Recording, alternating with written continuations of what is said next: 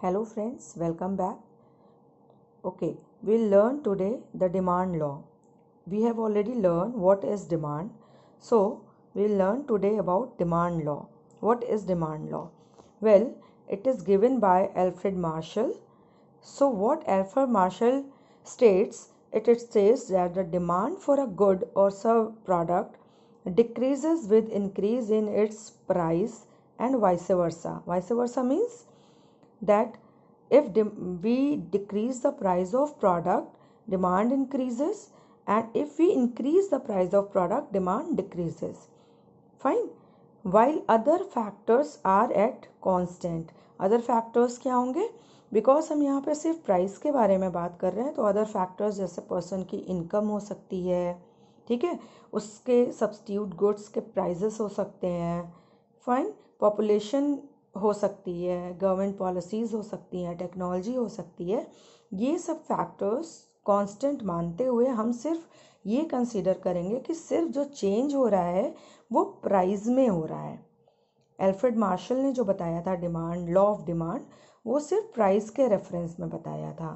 तो other factor constant रखते हुए हम ये मानते हैं कि प्राइजेस में अगर उतार चढ़ाव होते हैं तो डिमांड भी घटती या बढ़ती है.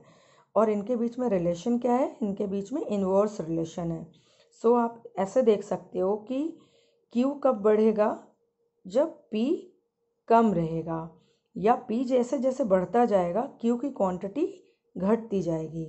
हम ऐसे भी समझ सकते हैं कि अगर प्राइस इंक्रीज कर रहा है तो क्वांटिटी डिक्रीज कर रही है. सपोज गुड एक्स के लिए अगर प्राइस डिक्रीज कर रहा है तो क्वांटिटी इंक्रीज कर रही है. Here we have certain kind of assumptions of demand law also. What are the assumptions? Assumptions है कि प्राइस के अलावा बाकी चीज़ें जो हैं जो कि डिमांड को इफ़ेक्ट कर सकती हैं, जैसे कि कंज्यूमर की इनकम, वो चेंज नहीं हो रही है उस समय पर. दूसरा है कि पॉपुलेशन जो थी वही है उस समय पर. फिर एक चीज़ आती है कि उसके साथ जो रिलेटेड गुड्स हैं, सपोज़ कि अगर एक्स ज़्यादा महंगा हो रहा है तो पर्सन एक्स को छोड़ के वाई पे ना चला जाए, तो जो वाई के प्राइजेस हैं वो भी चेंज नहीं हो रहे हैं उस समय पे, ठीक है. तो दीज आर सर्टेन एजम्पशंस. या टेक्नोलॉजिकल चेंजेस नहीं आ रहे हैं, या एनवायरनमेंट में चेंज नहीं आ रहा है, या गवर्नमेंट की पॉलिसी भी चेंज नहीं हो रही है, तो बाकी सारी चीज़ें हम कांस्टेंट समझते हैं. यही होता है डिमांड लॉ के assumptions. Okay, now next is demand schedule or schedule also. Fine, somebody says schedule, some says schedule, so doesn't matter. हम यहाँ डिमांड शेड्यूल के बारे में समझते हैं. डिमांड शेड्यूल क्या है? डिमांड शेड्यूल एक्चुअली रिप्रेजेंट करता है वेरियस प्राइजेस पे वेरियस क्वांटिटी को. तो हमने देखा कि अगर प्राइस 2 रुपये थी तो कोई चीज़ सपोज पेन है, ठीक है, या टॉफ़ी है, तो अगर 2 रुपये पे हमें वही चीज़ 12 मिल रही थी. पर जैसे जैसे प्राइजेस बढ़ते जा रहे हैं, मतलब मार्केटर जो है या फर्म है प्राइजेस को जैसे जैसे बढ़ा रहा है, तो लोग क्या कर रहे हैं? क्वांटिटी को कम ले रहे हैं. क्वांटिटी को कम क्यों लेते हैं? क्वांटिटी को कम इसलिए लेना चालू कर देते हैं क्योंकि हो सकता है कि प्राइजेस बढ़ने पे वो उसके दूसरे गुड्स पे चले जाएं या कम कंज्यूम करें, ठीक है.